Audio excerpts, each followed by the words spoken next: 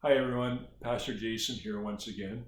We're again taking advantage of the technology that we have, and we're grateful for the ability to meet this way and to try to stay connected the best that we can. I realize that it's not ideal, but given the circumstances, I'm thankful. As I mentioned yesterday, I'm going to connect this way for the next little while as we are committed to the safe practices regarding COVID-19. As you know, we have been having weekly Wednesday Bible studies, both in the afternoon and in the evening. And so again, what I plan to do is each Wednesday, as well as Sunday, I will be having a video like this that you can listen to and watch, and hopefully we can be encouraged and strengthened by God's Word and by His Spirit. I want to begin today by sharing with you a thought that came to my mind the other day. I was thinking about spring and how it seemed to have arrived virtually unnoticed. At least that's my observation. I love spring when the weather, hopefully, starts to get better, except yesterday, of course, with the snow. And it usually starts to get a bit warmer, snow begins to melt, and most importantly, it's a time in which I look forward to the golf course being opened. Also, the days are getting longer and there's more daylight, which seems to give most people more energy. Yes, spring is a time that many of us look forward to because of the hope, the warmth, the new life and light that it brings after a long, cold, dark winter season. When I was thinking about the arrival of spring and the longer, lighter days, it reminded me of this passage in Matthew chapter 5, verses 14 and 16. I just want to read those verses for us today if I can. It says this: "You are the light of the world. A city set on a hill cannot be hidden, nor do people light a lamp and put it under a basket, but on a stand, and it gives light to all in the house. In the same way, let your light shine before others, so that they may see your good works and give glory to your Father who is in heaven." There are three things I want to remind us, and I want us to see here in this brief passage that I just read. The first one is in the very first verse I read, which is verse 14, and it says there that we are the light of the world. Jesus informs his listeners that they are the light of the world. This is interesting because most of us will know how that Jesus referred to himself as the light. We see it in John 8:12, for example, where Jesus says, "I am the light of the world, and whoever follows me will not walk in darkness, but will have the light of life." And again in John 9, verse 5, he says, "As long as I am in the world, I am the light of the world." But what Jesus wants us to know is that even though he is the source of light to the world, we too are called to be light to the world. Our world needs light.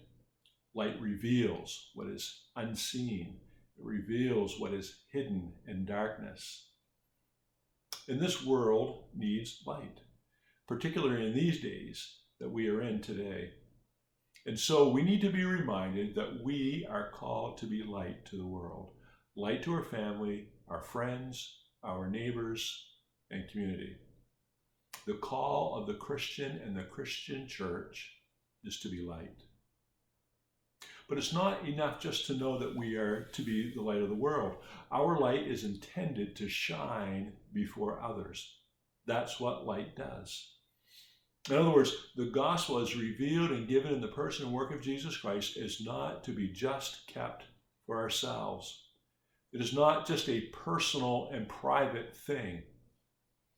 You know, we are often told that our religion, faith, and beliefs are okay as long as they are kept private, as long as they are kept to ourselves. And I want to be as sensitive as I can, but also I want to be as honest as I can when I say this, that our faith and the gospel certainly is personal, but folks, it can never be private. If we think that our faith is a private matter, then we've misunderstood our faith in the gospel altogether. Our light is to shine, Jesus tells us, before others. You know, there have been times throughout history and church history where the glorious light of the gospel of Jesus Christ has shone brightly in times that were quite dark, in fact. For example, I think about the Reformation in the 16th century, a Reformation that came after a time of several centuries that are often referred to as the Middle Ages, or perhaps more appropriately, the Dark Ages. It was a time in which the spiritual condition of much of the world had deteriorated. The gospel had all but been lost. It was a dark time. In fact, the very motto of the Reformation was post tenebras lux, which means after darkness, light. The light had again begun to shine in the midst of darkness.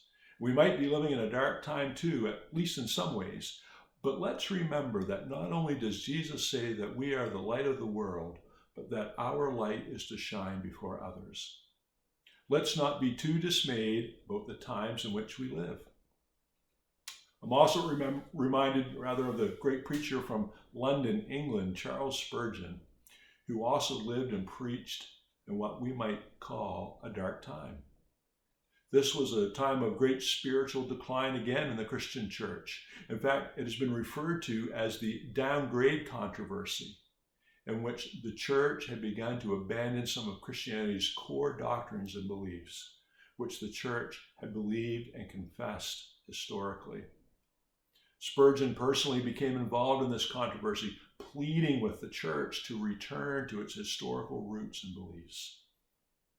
It has been often said that this controversy took its toll on Spurgeon, including his health, even contributing perhaps to his death. And one thing Spurgeon said, even in the midst of all of that, was, when the black clouds gather most, the light is more brightly revealed to us. Like the Reformers, like Spurgeon, our light is to shine before others, and our light just might shine in the brightest during the darkest times. Lastly, not only are we the light of the world, and not only are we to let our light shine before others, we do it for God's glory. In other words, what we do as light bearers is not for my glory. It's not even for the glory of the church, really, but for God's own glory. The Apostle Paul reminds us in 1 Corinthians chapter 10, verse 31, that whatever we do, Paul says, do all to the glory of God. I have heard and seen many ways in which churches and communities have rallied together over the past several weeks to serve and to help others during this crisis. But let's not forget, church, the reason we do what we do is for the glory of God. So, this week, let us be reminded that we are to be light, and that our light is to shine before others. What is it that you can do? What is it that I can do so that our light can shine to others? And whatever that is, may it be to the glory of God. Don't forget that you can follow our Facebook page and subscribe to our YouTube channel, St. George Baptist Church, so you won't miss any of our videos. Thanks for listening, and have a great week, and I'll see you again very soon. Bye-bye.